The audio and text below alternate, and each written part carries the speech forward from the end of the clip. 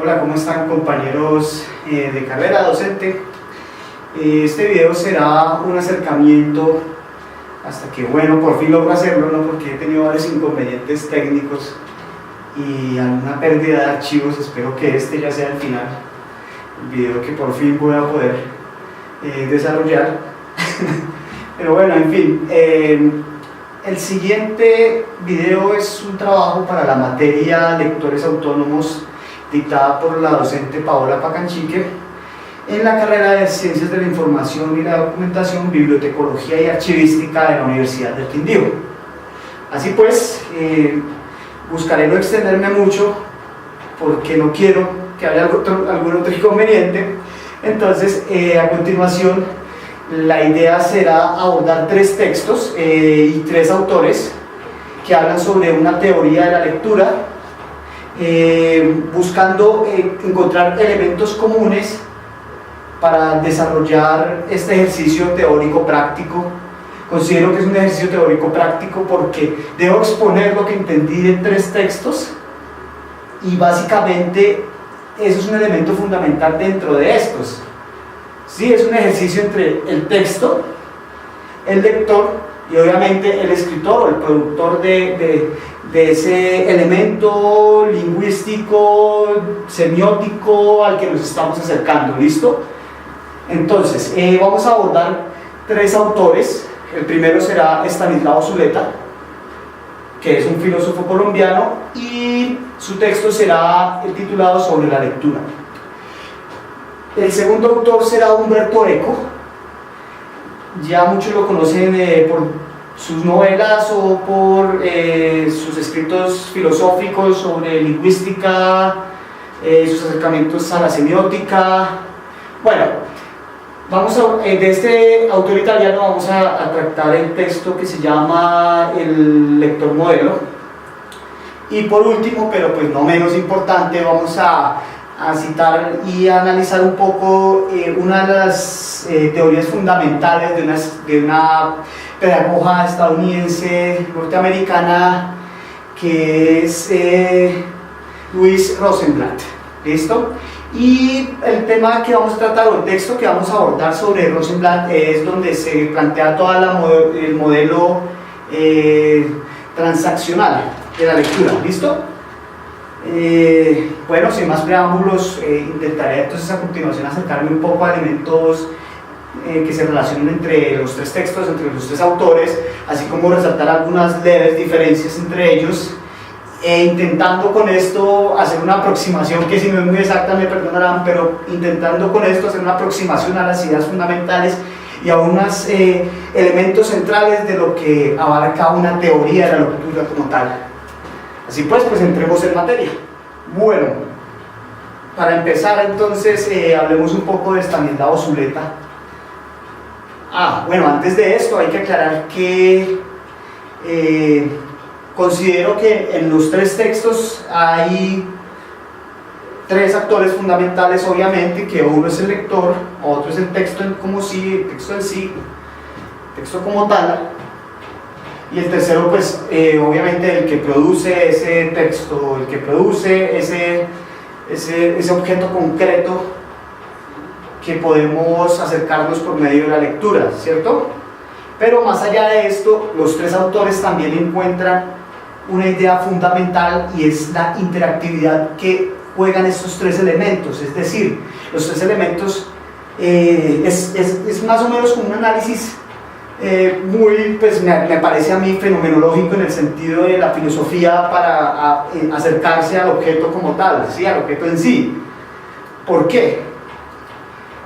Porque se crea una relación dependiente, ¿sí? Se crea una relación dependiente entre esos tres elementos y donde cada uno conforma una parte de todo ese ejercicio y no son independientes, ¿sí? No, es decir, no es que el texto, el objeto exista ahí porque existe, no solamente es eso, sino que también cuando se acerca al lector a ese texto le da vida, lo hace existir.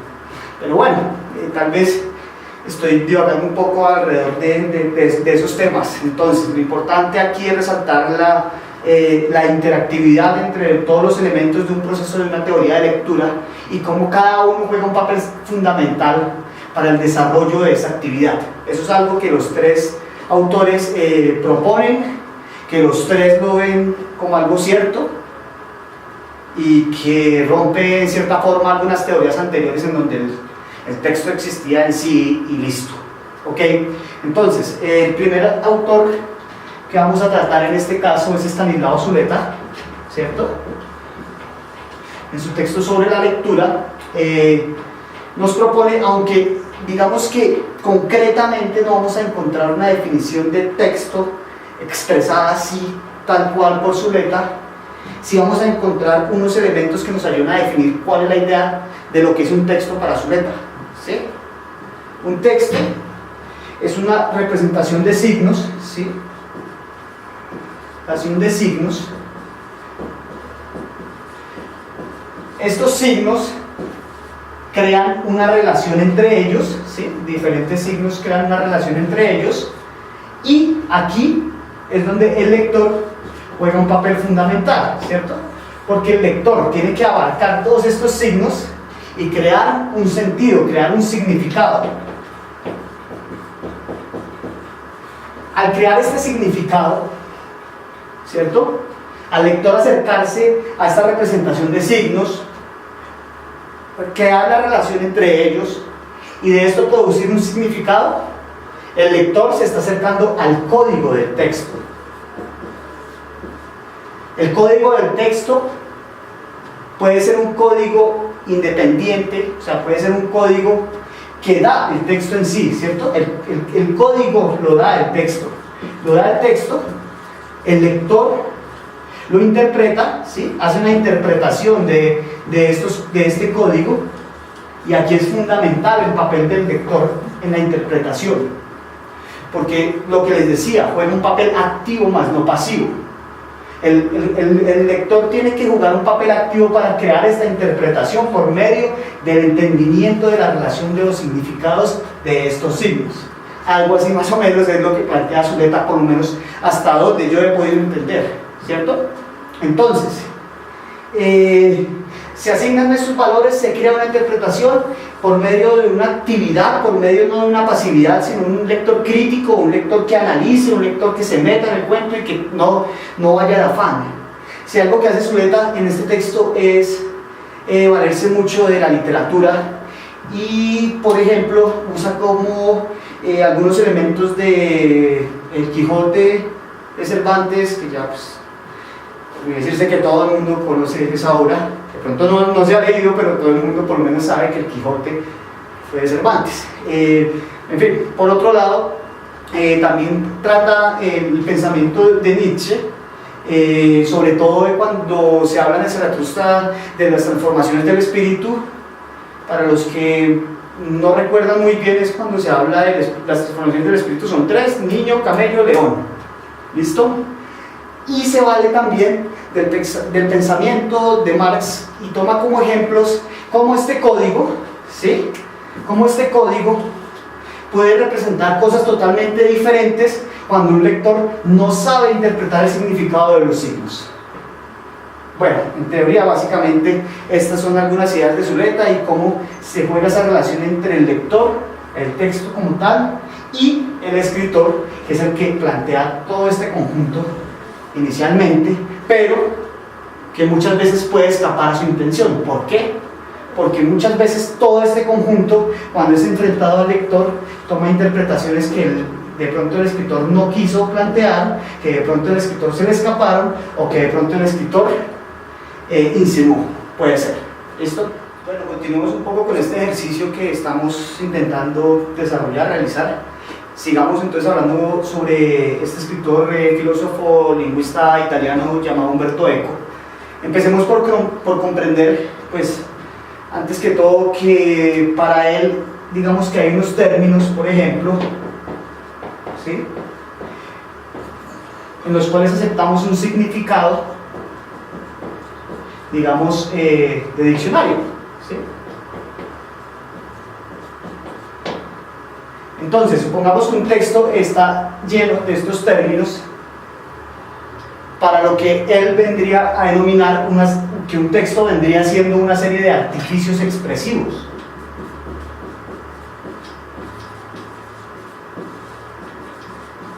Artificios expresivos que entran en la misma relación que viene planteando Zuleta y que planteará Rosenblatt, y es la relación entre la interactividad entre el texto, el lector, ¿sí?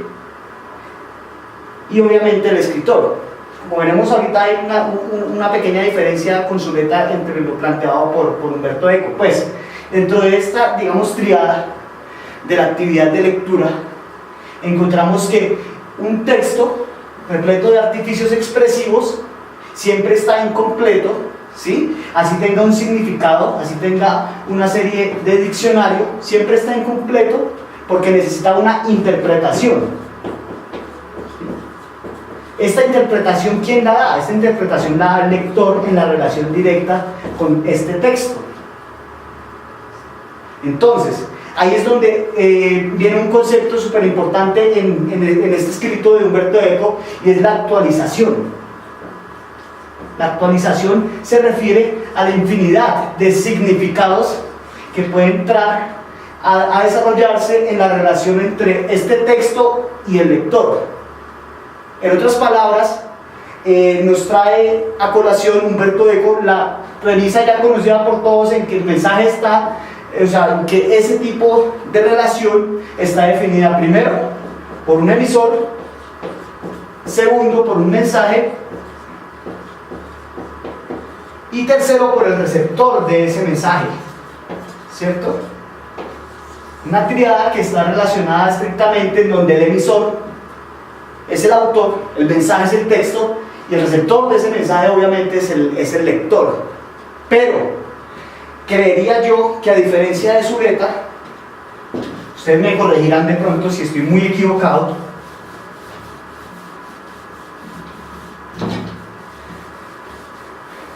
a diferencia de Zuleta, que en Zuleta recordemos que encontrábamos un código ya blindado por el texto y por el autor, ¿sí? Que es independiente según cada texto, pero que tiene que ser interpretado por el lector. El lector interpreta este código para hallar la significación, el significado de las palabras, de las oraciones, de las frases que el autor quiere llevar a cabo. La diferencia que yo veo en realidad es que en el texto de Umberto Eco encontramos, digamos, una relación más viva, ¿sí? Una relación más viva en el sentido que todo texto también produce un código, ¿sí? Que puede ser lingüístico y que requiere unas, digamos, competencias, nos dice el autor, por parte del lector, que en ese campo sería la lectoescritura seguramente, la gramática, bueno, una serie de competencias que ayudan a comprender mejor este código del texto. Pero ¿qué pasa? Que al hablar en que el código es actualizable, ¿sí? En su significación, que es actualizable por el lector, entonces entra en una relación más viva, pues ya este código no solamente muere con lo que quiso decir el autor, a pesar de que Zuleta claramente en un párrafo planteaba que el autor del texto se le podía escapar de las manos porque la interpretación de pronto no era lo que él quería. Pero ¿cuál es la diferencia que yo veo? Que para Zuleta este código ya está cerrado. En cambio, para Umberto Eco es una posibilidad, ¿sí? Es una posibilidad que encontramos en los textos que él mismo nos define como abiertos, o en los textos cerrados. Por otro lado, hablando un poco de los textos abiertos y cerrados, acá debemos recordar la importancia de lo que Eco nos habla al decir lector modelo, y a su vez autor modelo. ¿Qué son estos dos básicamente? Son una relación directa para la comprensión, para el desarrollo, para la interpretación del texto, ¿cierto? Pero básicamente lo que nos dice Umberto Eco es que no debemos olvidar que tanto el lector modelo como el autor modelo son una estrategia textual. una estrategia textual que requiere tanto del autor como del lector un desarrollo de ciertas competencias para reconocer, por un lado, la intencionalidad del texto, la intencionalidad que ha querido dar el autor, y por otro lado, las capacidades, ¿sí?, que van a ayudar a desarrollar esta intencionalidad y que posee el lector como tal.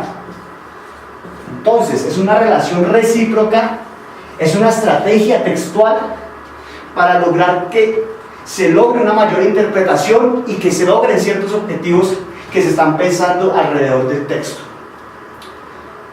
¿Qué más podemos decir? Por otro lado, entonces vemos cómo el código se convierte en una serie de estrategias textuales planteadas tanto por el autor por medio de las competencias que quiere encontrar en su lector, así como dentro del lector para reconocer la intencionalidad y saber caminar frente a ese texto al cual se está enfrentando.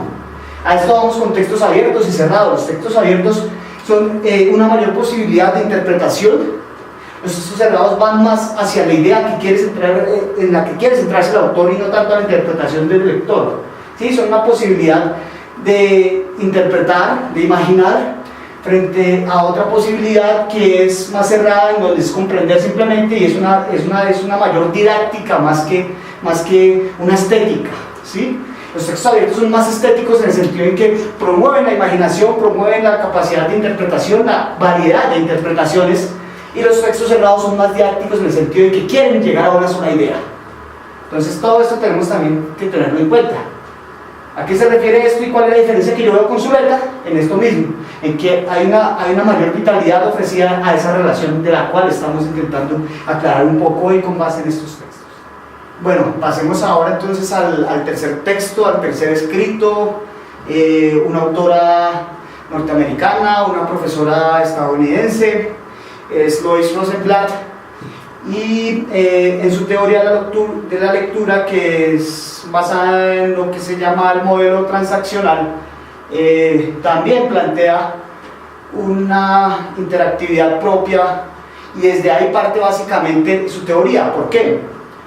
Porque digamos que con base en teorías epistemológicas, pragmáticas, y sobre todo en el libro Lo conocido y el conocimiento, escrito por John Dewey y Arthur Bentley en 1949, se rompe con una teoría del conocimiento, básicamente, que está en que se supone que hay una interacción,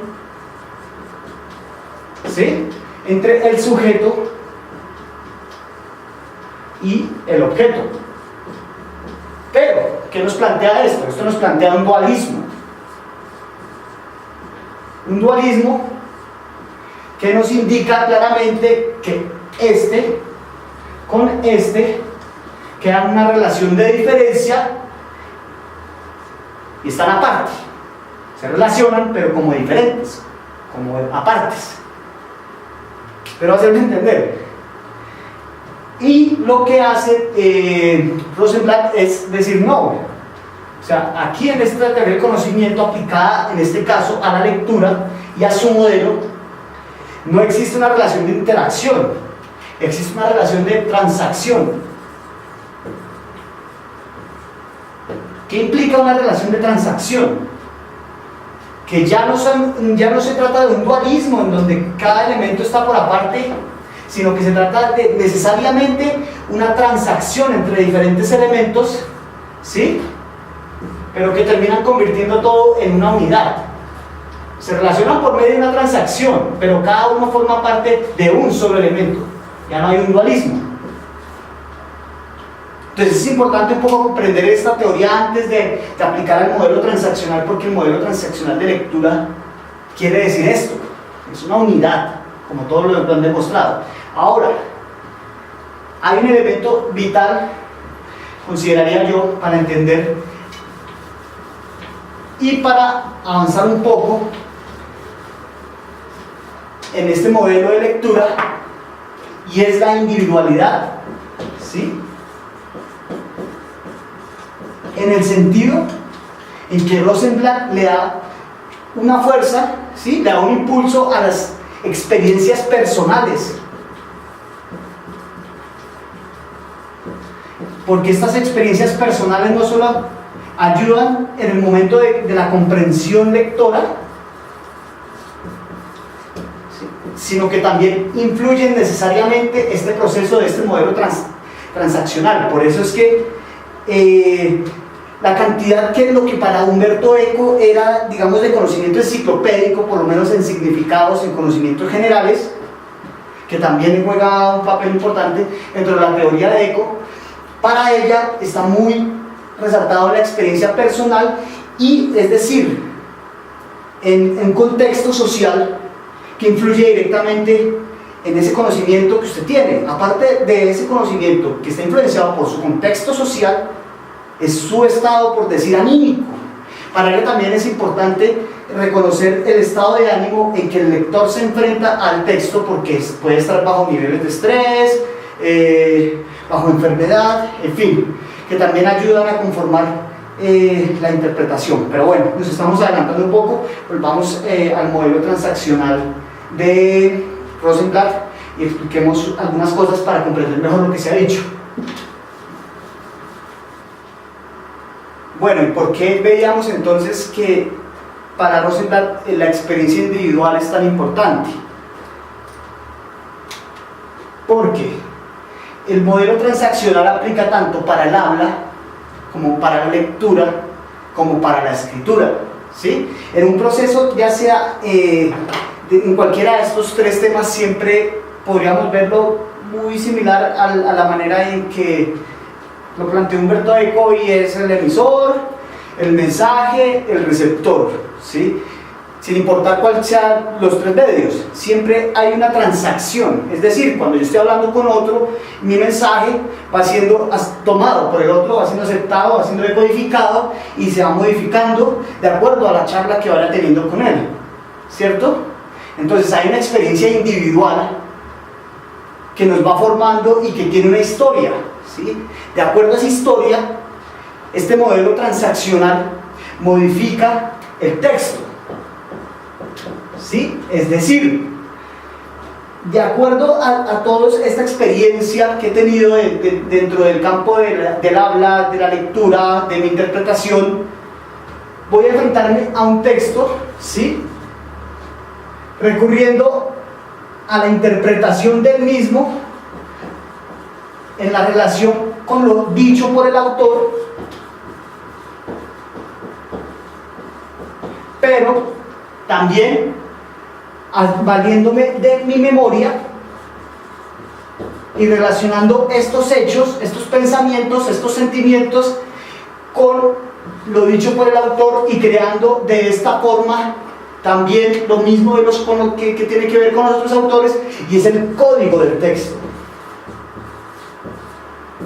El código del texto se encuentra entonces en la relación al enfrentarse con las ideas, con lo planteado por el autor, pero también en mi relación de interpretación con base en mi experiencia individual, en mi memoria. Por eso es que es tan importante tener en cuenta, consideraría yo, este elemento individual dentro de toda la teoría o el modelo transaccional que nos plantea Rosenblatt. Por otro lado, teniendo en cuenta estos elementos, pasamos a otro factor que nos plantea Rosenblatt, a otro concepto, que es la atención selectiva. Esta atención selectiva puede ir dirigida hacia diferentes partes del texto, hacia diferentes emociones, sentimientos, razones, ¿cierto? Y que nos llevan a dos posturas que puede tener el lector hacia el texto, y es una postura eferente y otra postura estética. La postura estética se basa sobre todo en lo que sentí, con base en palabras, ¿sí? En oraciones, en frases, en sentimientos, como lo dice claramente.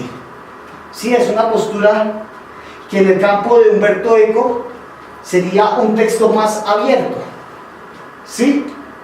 porque tiene un nivel de interpretación más amplio, ya que juega mucho la subjetividad del lector, y esto puede variar, porque es que muy claramente al principio del texto Rosenblatt nos dicen que una obra literaria es leída de manera diferente por el lector que se le acerque a ella. O sea, tiene infinidad de interpretaciones. A esto se refiere un sentido estético, al igual que lo plantea Umberto Eco. Y similarmente Umberto Eco, pero en el sentido de un texto más cerrado, nos dice Rosenblatt que una postura diferente es la que nos lleva a decir qué aprendí, qué enseñanza me dejó el texto.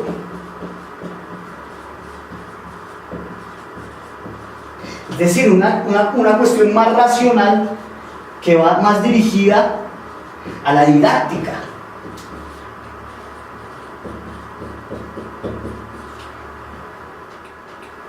Así pues, vemos cómo estas teorías de estos tres autores, al leer el texto de Sureta, de Umberto Eco y de Rosenblatt, encontramos como similitudes que es una interacción necesaria por medio de campos semánticos, lingüísticos, y que están marcados tanto por el autor como por el lector. Es una triada que definitivamente se encuentra encerrada dentro de una unidad en donde cada elemento no puede existir por aparte. Cada elemento en su relación con el otro crea esta unidad y hace necesario que cada uno exista. Por otro lado, encontramos que todos se refieren a un código.